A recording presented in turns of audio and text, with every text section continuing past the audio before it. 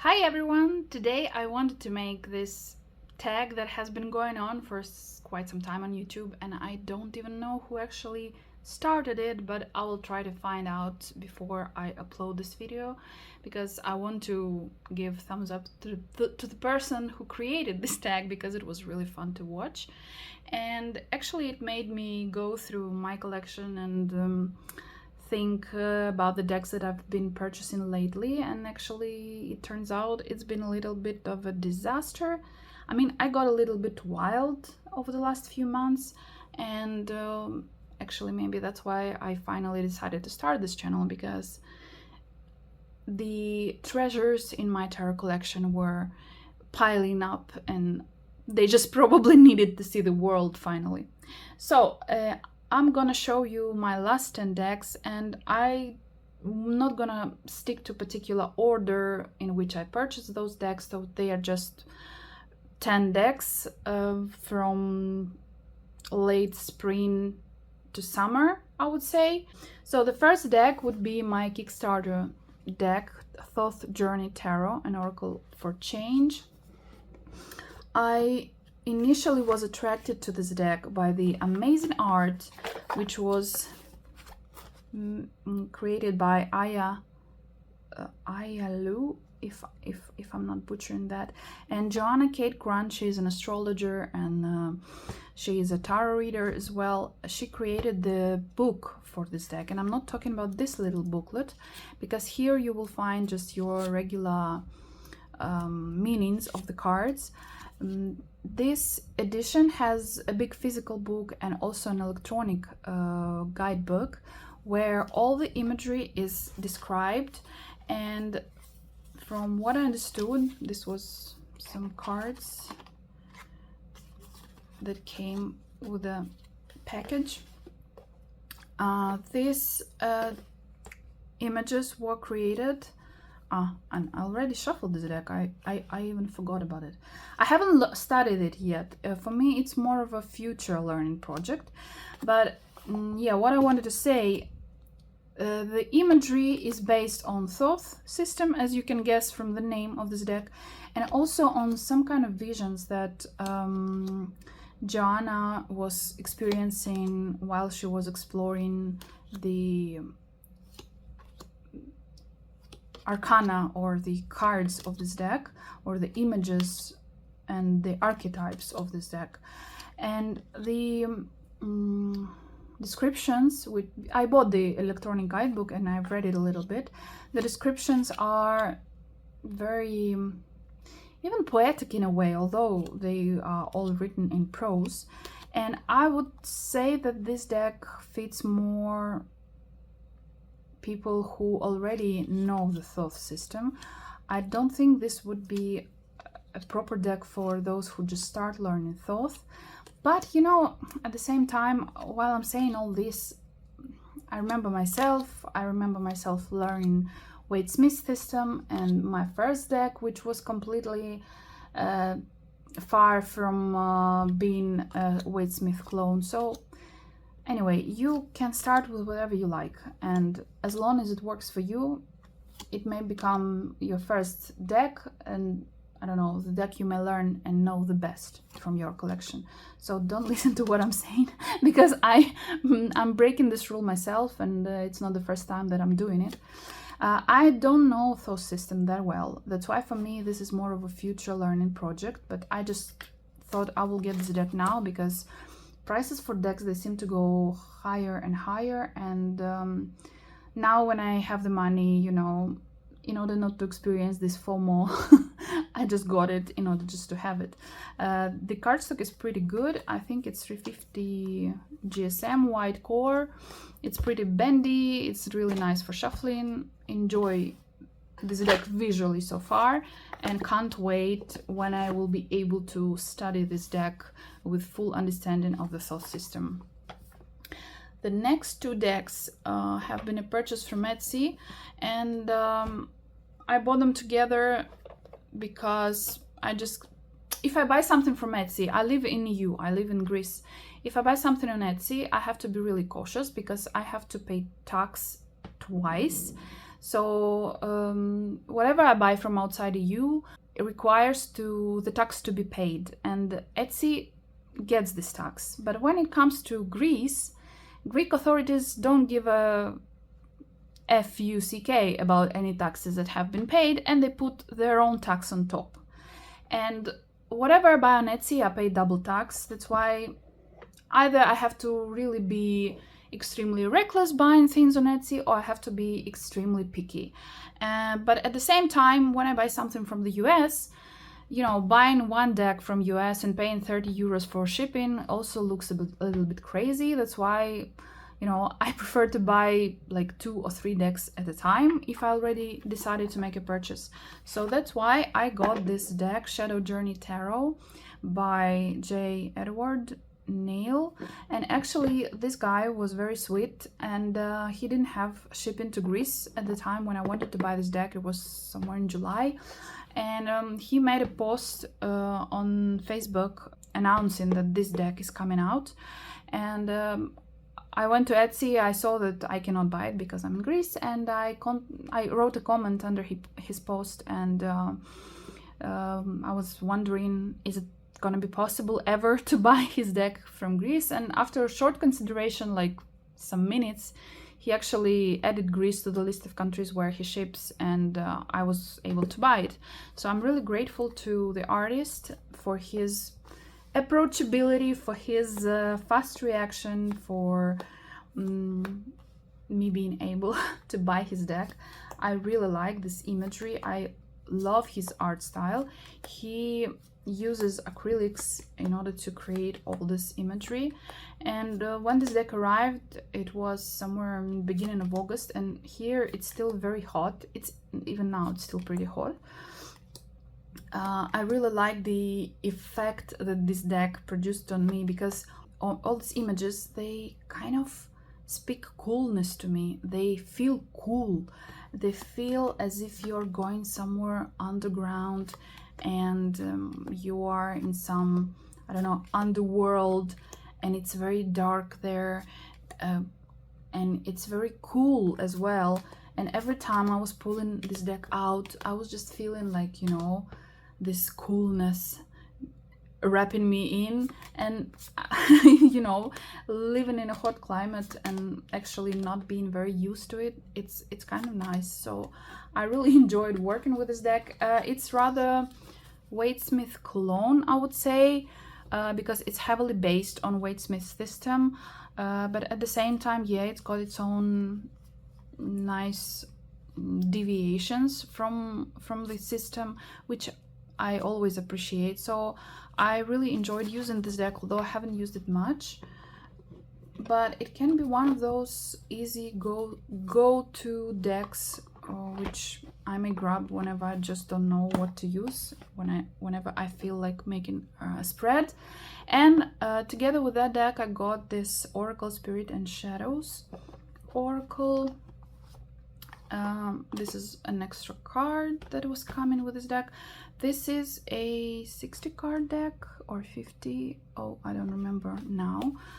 The imagery is also very much in line, is going very much in line with the deck, so it can be a great deck for pairings. And you see I shuffle whichever way I want. That's why all the cards are different directions. But actually I haven't used these decks together. I've been using this Oracle deck with some other Oracle decks that I've been using this summer, and I actually very much liked how this deck cooperates with other oracles. And when I'm using Oracle decks together, I hardly ever pay attention to the style in which these decks were made, so the visuals don't bother me that much. But what I really liked is that when you pull a card from a few different Oracle decks for one question, I really liked how synchronized the answers were, even if the visuals do not really go well together, but the meanings were going well, like were going extremely well. That's why this deck was just a perfect member of this deck choir that I was using this summer. And yeah, it turned out to be very cooperative from this point of view. Next, again, Oracle deck that I'm gonna show you is by Josephine McCarthy, and I already have one deck by Josephine. It's her Quarea Magician's deck. So when I saw that her second Oracle was released, and this time Josephine painted it all by herself, and taking into account that Josephine is not a professional artist in no shape and form, I really was stunned by the art in this deck. A lot of people said that it reminds them of the Shimmering Veil Tarot and of Divas of Creation style by Cilla Conway. Yeah, I also get that vibe from this deck. Actually, I don't know, these cards are also all the ways up and down. Yeah, so I have to make sure that I'm showing them in a right way.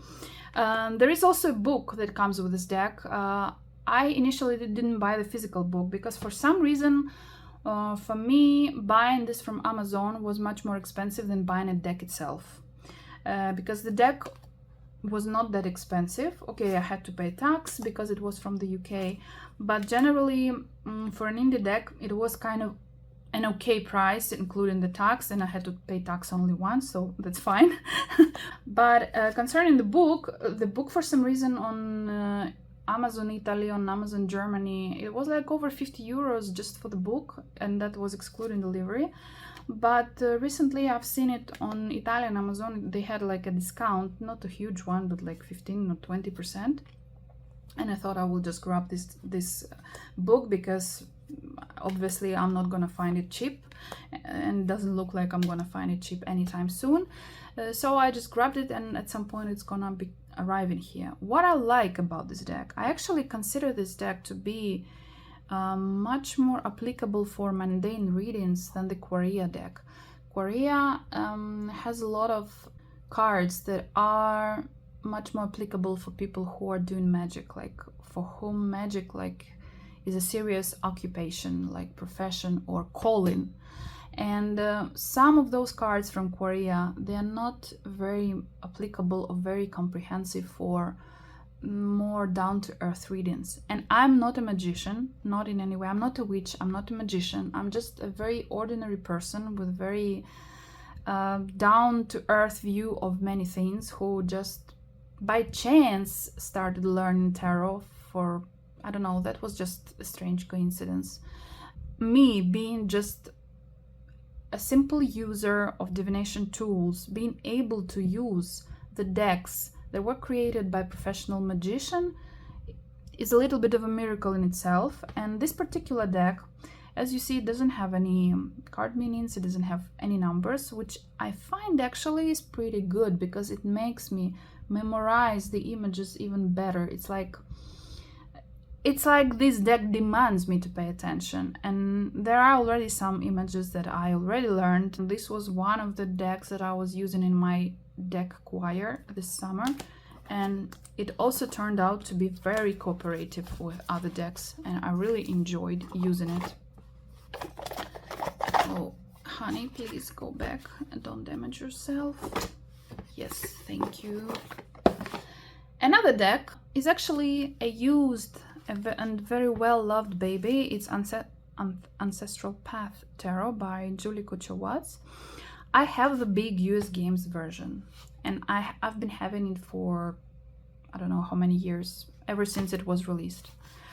But I can't use it because of the huge size of the cards, and they are like 14 centimeters by 10 or 15 by 10. I don't remember. They are really huge. They're like postcards.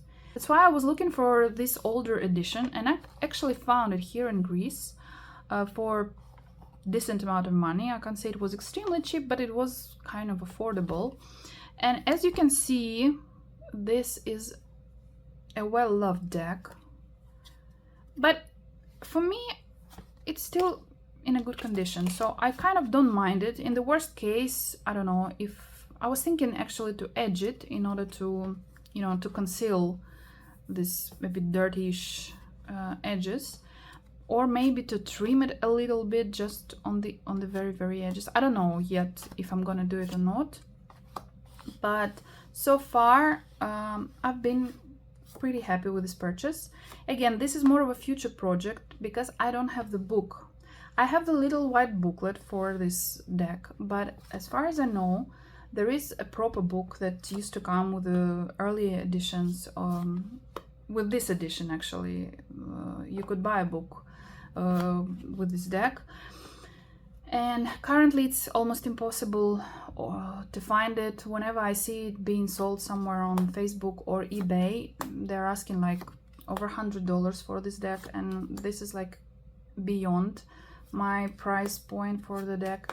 So I found a playlist on YouTube where Julie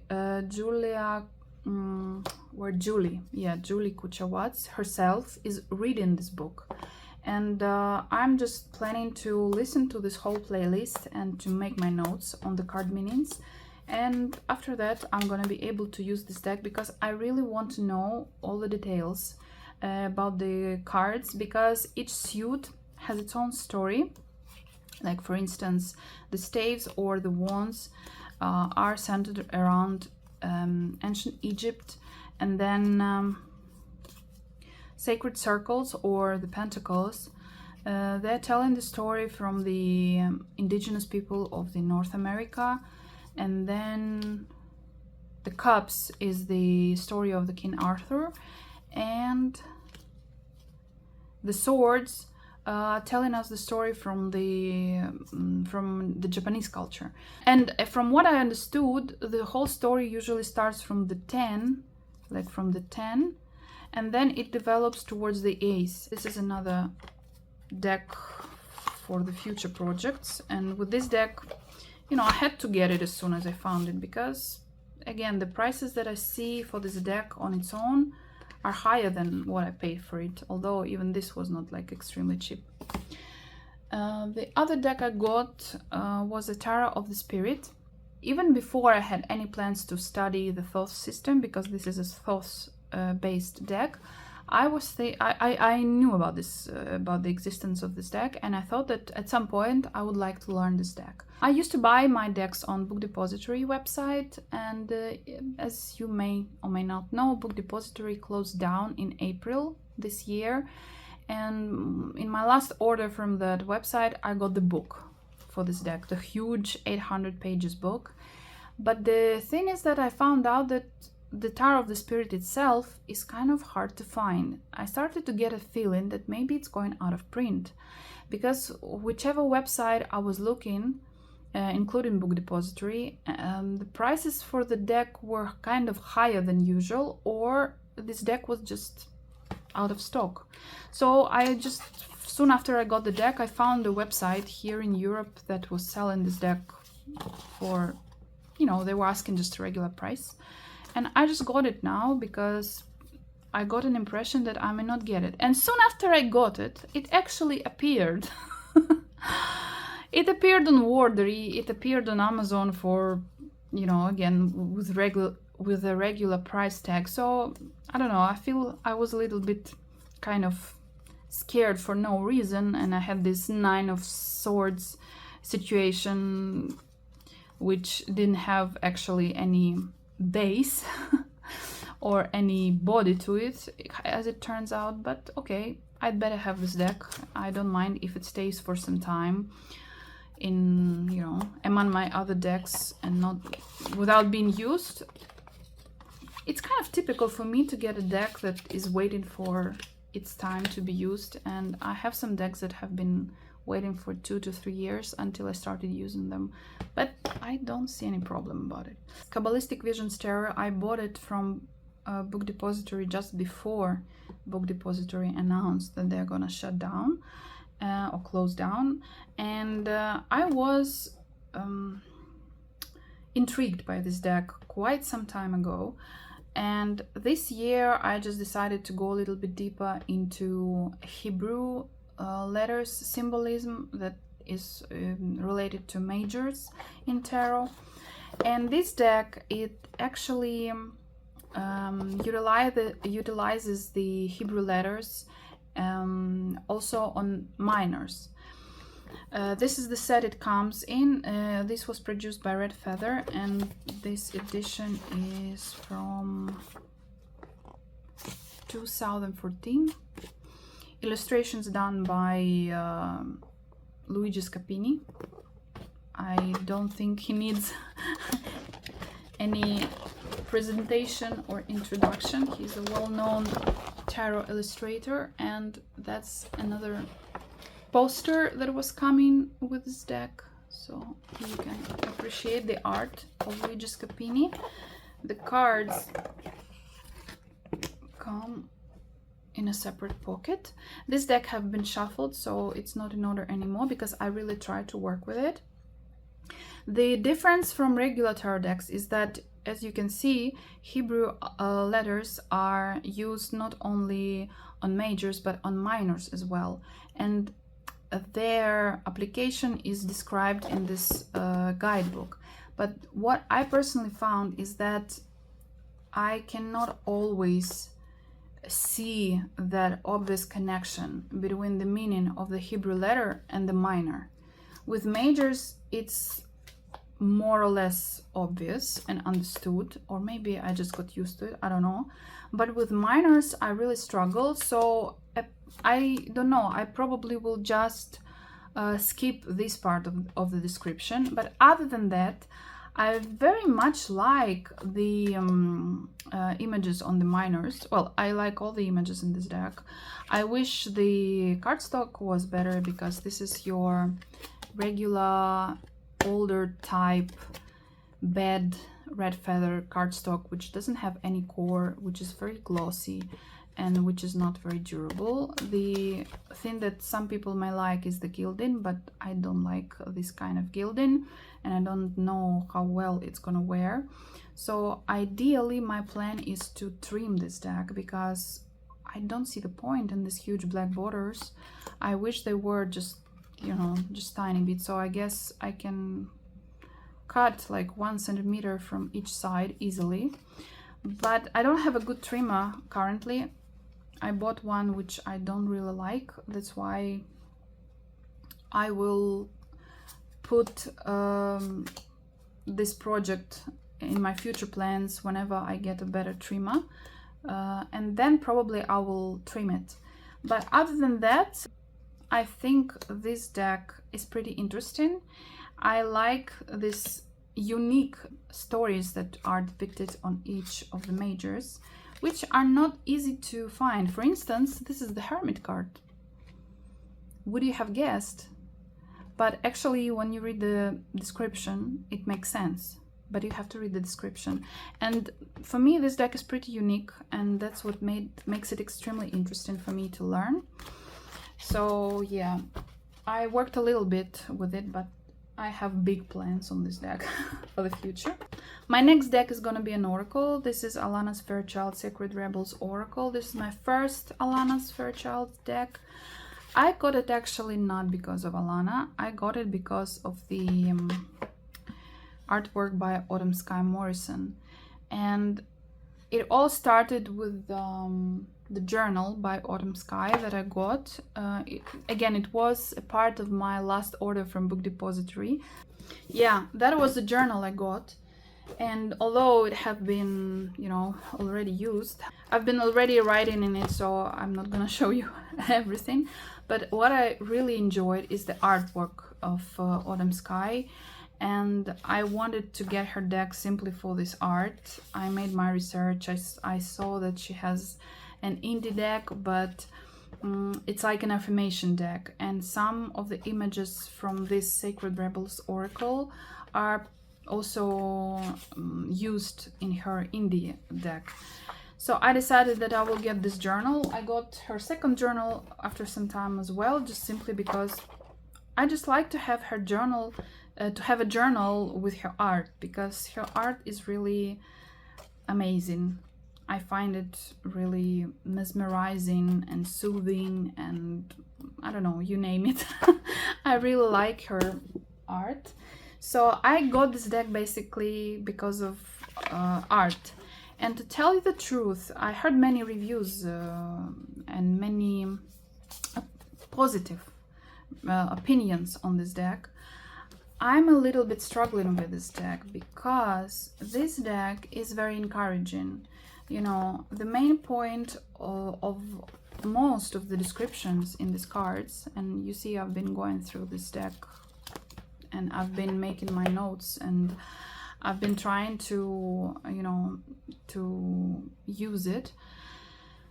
But the thing that I'm a bit struggling with is the fact that every description of every card has this deeper meaning, this global meaning, that whatever you do is always right and you have to do what you kind of plan to do. That you know, you have to be always very confident in yourself and do as you envision things.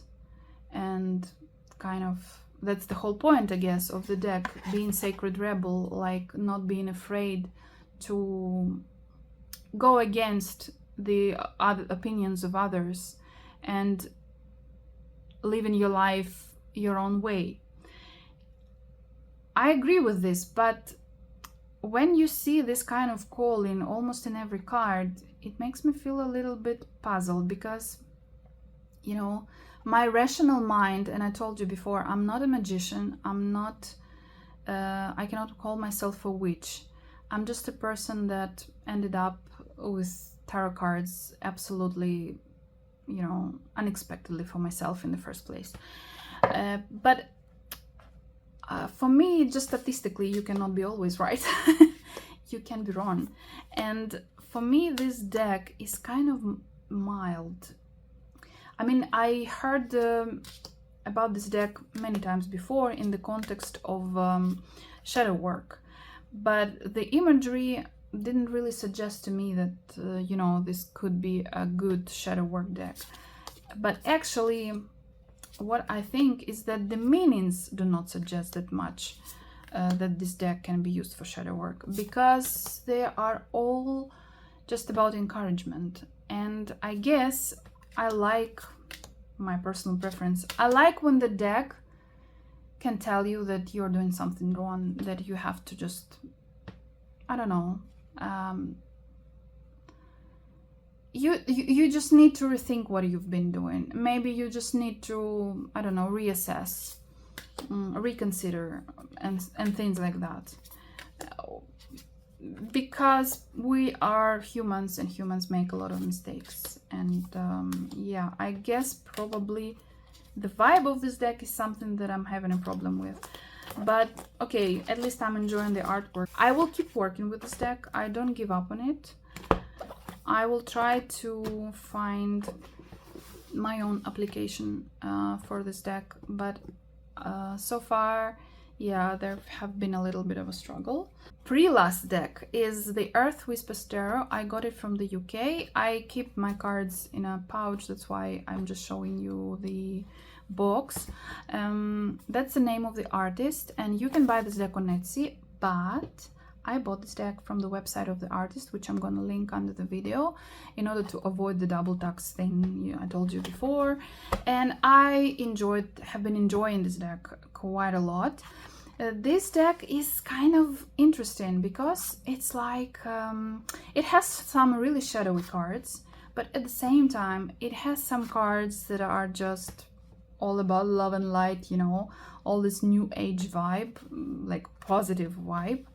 Look at the strength card. It just, isn't it amazing?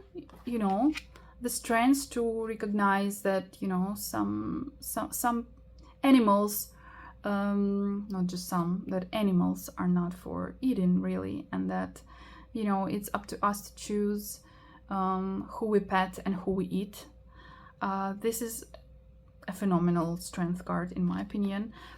At the same time, there is a card like Ten of Earth, which is just pure gorgeousness.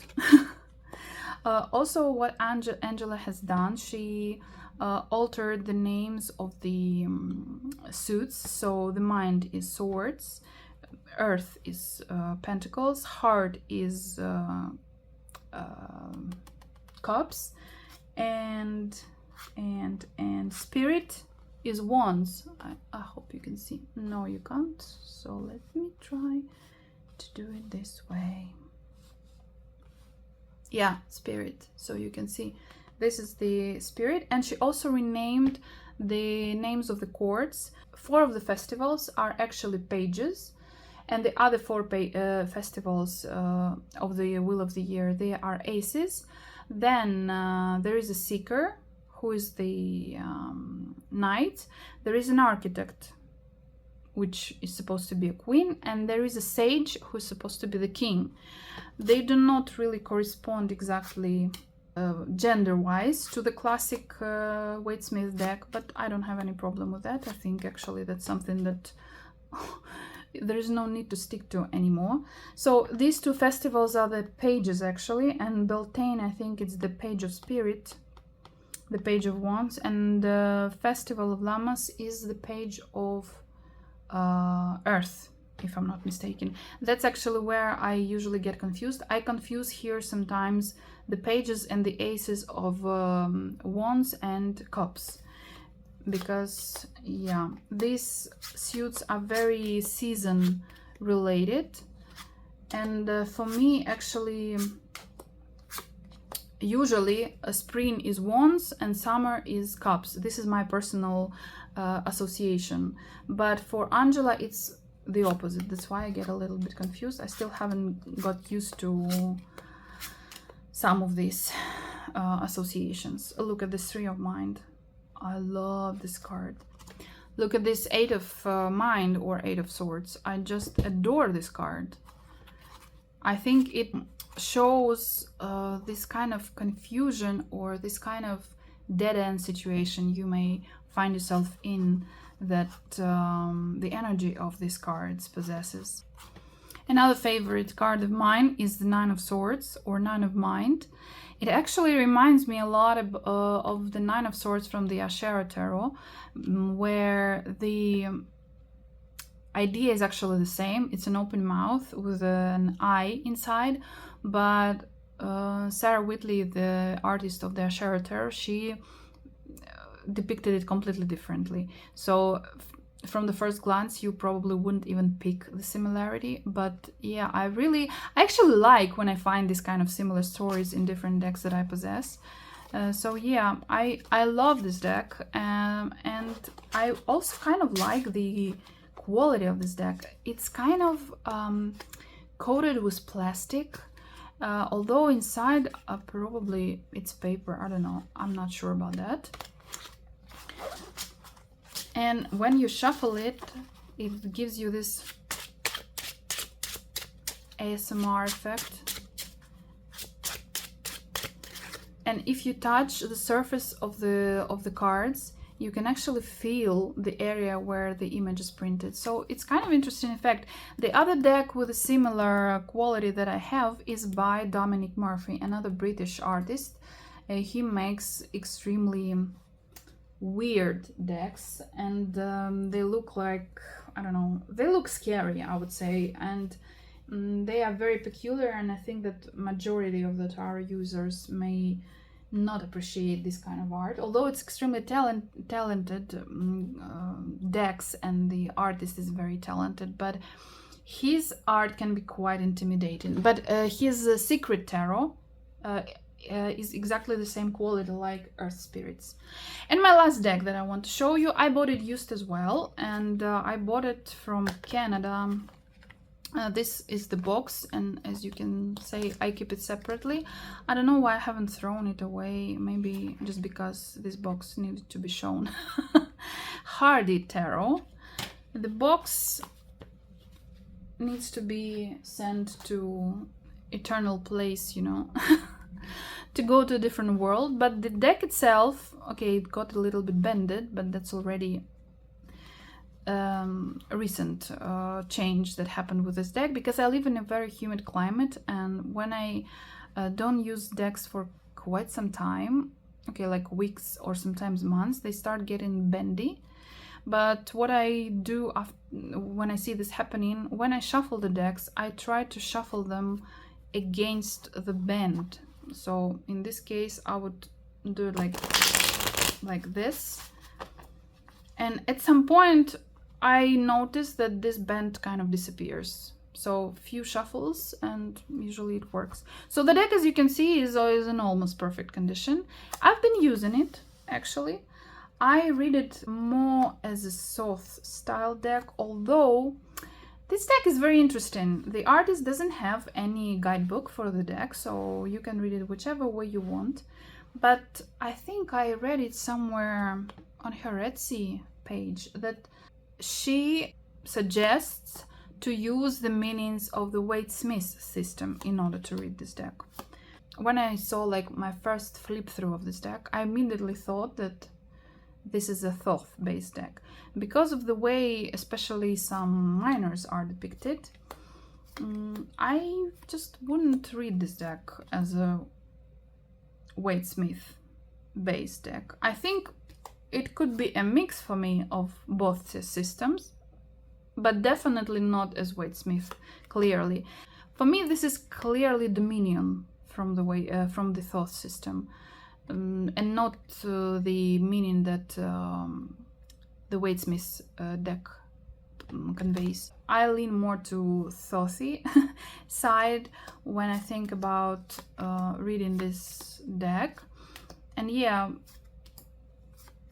I kind of enjoyed working with it. I haven't worked with it a ton because, as you can tell, I'm obsessed, and I have tarot deck obsession problem. That's why I have a bit of a problem, sticking to one deck for a long time, because I feel like, I need to work with other decks. There are other decks calling me. And that's why I always rotate my decks, and this one have been used for a few weeks, not only on a daily basis, but I've been doing some spreads for my friends and family using this deck. And actually, I remember once we had like a session with my mom. We have like this kind of tarot sessions with her when we are trying to explore some esoteric or even philosophical questions with tarot, and we use this deck while exploring one of those topics, and actually we were kind of stunned by the answers that this deck was given. So I really enjoyed working with it, and I think that my deep involvement in Thoth system may only help me understanding this deck better. So that was it. I hoped you liked it. I hoped you stayed until the end, and I wish you all well and see you next time. Bye.